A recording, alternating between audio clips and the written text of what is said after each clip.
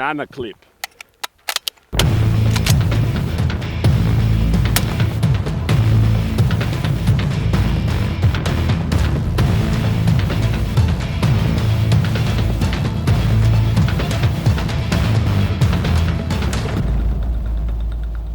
Enter the Generation 3 BRN-180 from Brownells.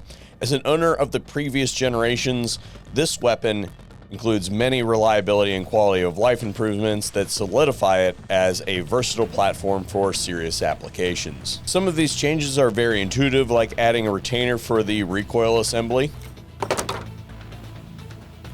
Others are more nuanced, like adding a full-length steel shield inside of the upper receiver to protect it on adverse gas setting or when suppressed. We will talk about the big changes to the gas system here in a minute, but know that it is toolless now. I'm usually not a fan of non-reciprocating charging handles, but changing what was going on in both the previous iterations to a left side grommeted charging handle is a major improvement that I find to be pretty intuitive. Another change that might be glossed over is the enhanced shoulder on the barrel for mounting of suppressors, whether you're using a direct thread or whether you're using your own suppressor mount. But I would also add that this upper comes standard with a reared-in manufacturing mount. We got a lot of ground to cover, so let's get into it.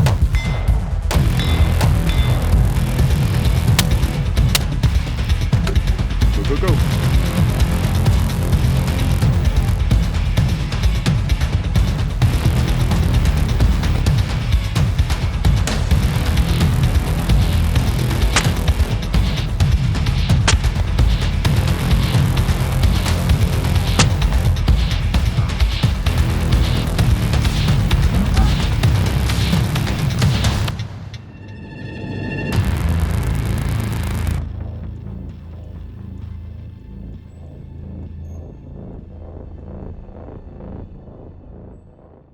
Before we get into the segment, I'm going to say I have taken my eye protection off so I can work with the camera and the guns. We've got really crazy sun today where it's coming in super bright, and I've got the camera turned all the way down. The filters are all the way up, so it may look normal to you, but it's ridiculous out here today. I can't see what I'm doing when I move from there to there and back and forth, so do as I say, not as I do. Leave your eye protection on at all times. Now, today we're going to be shooting at targets that are hundreds of yards away, and none of them are made out of steel, so the risk is pretty low of something coming back. But again, do it the right way. This is an added complication. So what we got going on here today is this is a Generation 2 BRN-180 upper and 300 blackout, and I'm going to draw your attention to right here. The way that the gas system was adjusted previously is there's a viewport here, and then there's this huge cutout right here where you would take like an Allen key or something and jam it in there and twist it. And it works all right, but particularly when it comes to 300 blackout, I find myself shifting weights a whole lot. So it's not exactly the most user-friendly system when you're changing weights, like potentially magazine to magazine. It really just depends on what you're doing with it. 5.56, that's a little less applicable, but what they have done on the Generation 3 gun is they have changed that whole system. So you still get the viewport on top right there, but here there's a little dongle that sits inside there, and that allows you to do it without tools. So there are 3 settings on the 5.56 gun. Adverse 2 is the standard gas setting, so straight up and down like that, and then the suppressed settings. Now on the 300 blackout, as a real quick add, there are 4 settings: suppressed and unsuppressed supers and suppressed and unsuppressed subs. We're going to start out just testing them without the can on and make sure that we're just going to see how the gun operates in the adverse setting when it's completely clean. Is it going to completely jam the gun up, or is it going to be something that you can accidentally leave it on and the gun will operate fine? All right, starting off with the standard gas setting. So we basically get a perfect 3 o'clock ejection, as we would expect. Now let's push it this way, and that takes us to 3, which should be the adverse setting.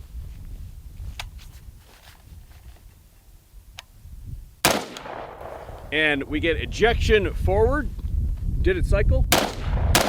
It does cycle. So if you accidentally leave it on adverse, unsuppressed, then you're good. Let's go to the suppress setting, and this one's a little tight.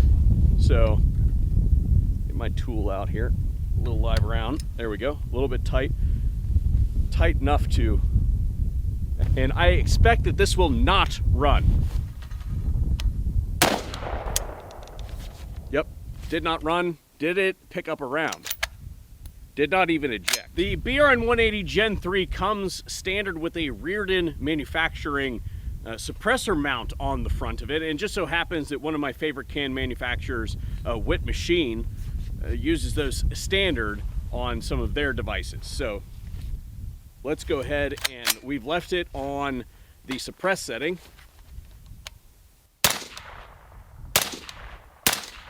And we're getting like a 2 o'clock ejection, 2 to 3-ish. Yeah, about a 2 o'clock, 2:30 ejection. Cool. Ugh. Go in your home. Ooh, she is tight. With a little bit of persuasion, we are now back to the standard gas setting at 2. Will it run? Nope, overgassed.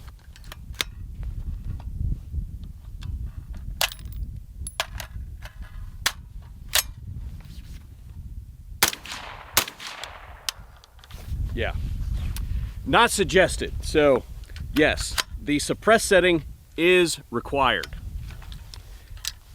and that's gassing. As you can see, conditions are less than favorable, but we're gonna try it anyway. Oh my gosh. It looks like I'm looking through a shower door after being in a nice hot steamy shower. Pick 3 targets at each station, and then we're gonna spin around when we finish, and we're gonna put best of 5 on this guy right here. And begin.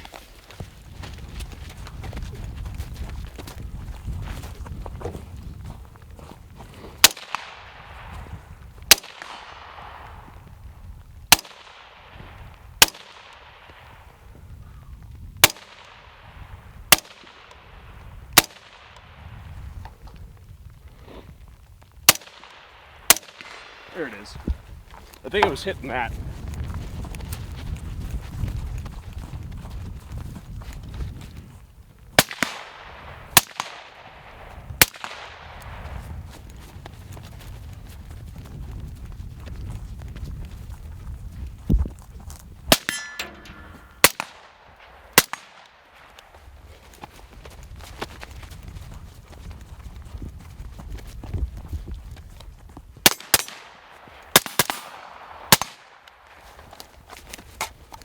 So that we have a chance.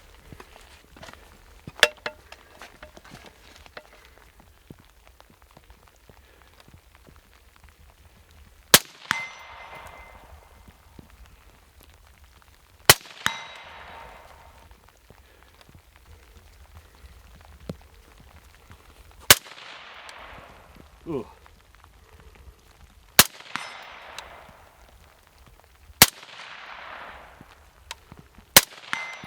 I know that was 6, but I wanted an extra. Well, all things considered, I'll take that one. I really need some more morning cardio though. Okie daisy, folks. Well, I'm not sure where this is appearing in the video, but these are going to be the first rounds that actually fire out of this weapon. So what we're going to be shooting here today is kind of standard fare for the channel. Fiocchi Range Dynamics 223 Remington 55 grain boat tail, quoted at 3240 feet per second out of a full-length barrel. This is obviously a 16-inch barrel, but we're just going to kind of see right out the box what we doing.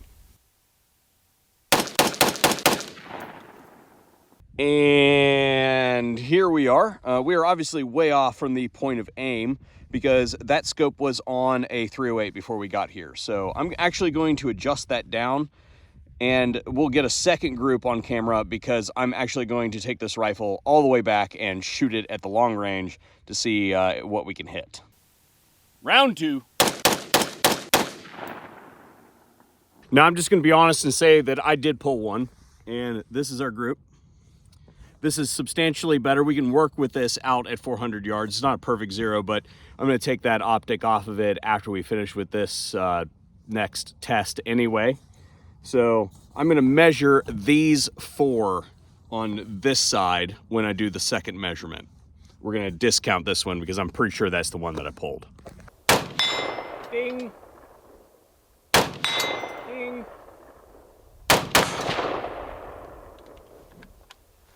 Usually when it comes to rifles like this one, when we do our field accuracy, I usually like to take them back to the 450 yard range and just see what we can do with them. But I can't actually go prone right now. And I recognize that this might be too much information for some of you.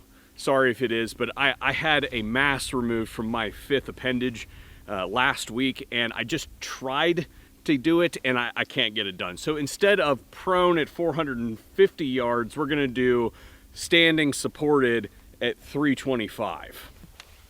All right, we have 20 rounds here and we're just gonna see what we can do. I didn't shoot this beforehand, so we're just gonna guess. And I'm gonna guess at this distance we need to aim a couple mils high. Oh boy, shaking like a leaf. All right, this is gonna be great. This is gonna be real good. Here we go.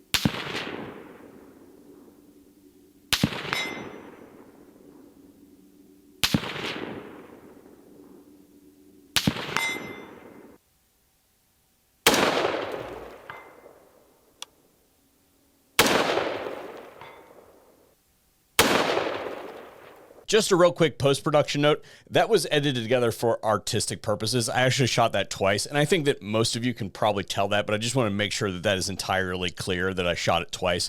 The first time I shot a 15 out of 20, and the second time I shot a 16 out of 20. I'm sure somebody will go in there and count to make sure that I gave an honest representation. In fact, I probably made myself look worse. But regardless, I just wanted to make sure that that was entirely clear.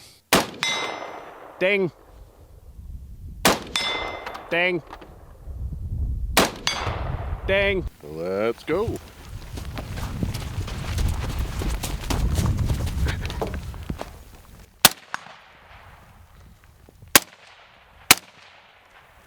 hear any hits. I can't see anything. Was that a hit? Nope.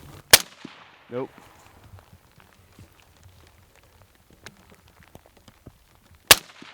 Nope. There it is.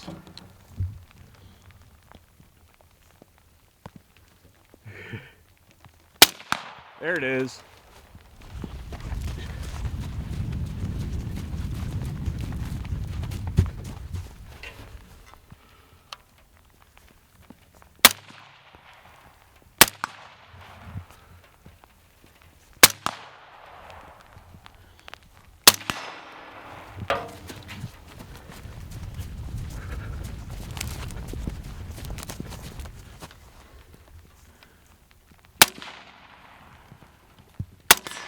Hit.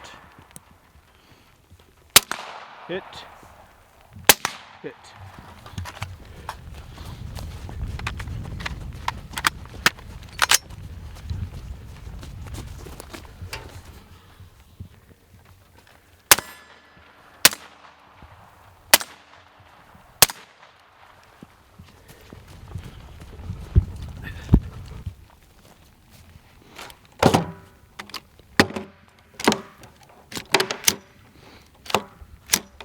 All right, Bacon. Well, you've had some time on the new BRN-180. There's obviously some changes. Yeah, so a couple big ones that I think are great to talk about. So this is my personal rifle. So this is a Gen 2. So when we look at the Gen 2, we have a plastic dust cover. And then when it's open, we have this exposed back half of the bolt. I mentioned it earlier in the video, but that is a reciprocating dust cover right there. Okay. Well, yeah. I thought it was like the side of the bolt. Pull on that and look at it. See that? Oh, cool. I do really like the cutouts for the gas system. When we were running this, I don't know if it's wide open or not. Nope, it's on suppress setting. Okay, it ran nice and clean. And I only see a minor amount of soot on your cheek there. So yeah, well, the rain is taking care of most of that. I do really like the integrated flush cups. As you can see, my Gen 2, I had to buy a part. This one comes with it. I will tell you something I don't like about this. Oh. Go ahead. Is in this flush cup, you can see straight to the fucking spring. Well, you get a good mud plug. And we haven't tossed it in the mud yet, so I don't know. But it does have an adverse setting, so I don't know if that even matters. I know this was a long one, and we didn't even get to night vision. If you guys would like to see this rifle tested with match grade ammunition, or if you would like us to go out and shoot it at night to see what it looks like, then sound off in the comment section down below. Thanks for tuning in to the VSO Gun Channel. Hopefully we'll see you on another one here pretty soon. This was the BRN-180 Generation 3 from Brownells.